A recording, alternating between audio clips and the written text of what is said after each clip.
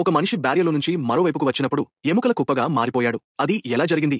వెనక్కి వెళ్లి చూద్దాం. క్రిస్టినా నేషనల్ మ్యూజియం నుంచి అమూల్యమైన బంగారు పాత్రను దొంగిలించింది. ఆమెను ఎవరో గమనించగానే ఆమె వీధిలోకి పరుగెత్తింది.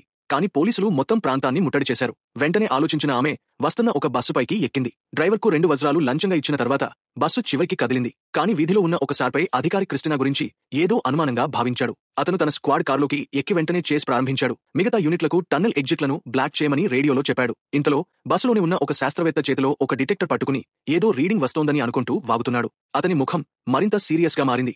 అందరికీ బలంగా పట్టుకోమని హెచ్చరించాడు. ఒక్కసారిగా బస్సు తీవ్రంగా కంపించింది. అప్పుడే పోలీస్ కళ్ల ముందే బస్సు గాలిలో కలిసిపోయింది. బస్సు మరో గ్రహానికి తరలించబడింది. 3 సూర్యులు మండుతున్న అంతులేని ఎడారి మైదానం వారు గమనించారు.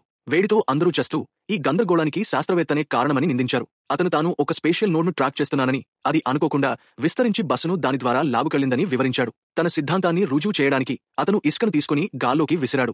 నిజంగానే అది గాల్లో తేలుతూ ఒక మెరుస్తున్న పోర్టల్ను వెలికితీసింది. మరోవైపు భూమి ఉందని చెప్పాడు. ఆ శాస్త్రవేత్త వారిని హెచ్చరించాడు. ఆ గేట్వే ద్వారా సురక్షితంగా వెళ్లగలిగేది కేవలం బస్సే, మనుషులు కాదు. కానీ డ్రైవర్ నమ్మలేదు. తానే పరీక్షించాలనుకున్నాడు. ఇంటికి చేరాలనే తాపత్రయంతో అతను పోర్టల్ వైపు పరిగెత్తాడు. అవసరమైన దాన్ని నిర్లక్ష్యం చేసి అతను ఆ గేట్వేలో అడుగుపెట్టాడు. మరోవైపు బయటకు వచ్చేసరికి చివరికి మిగిలింది ఎముకలే.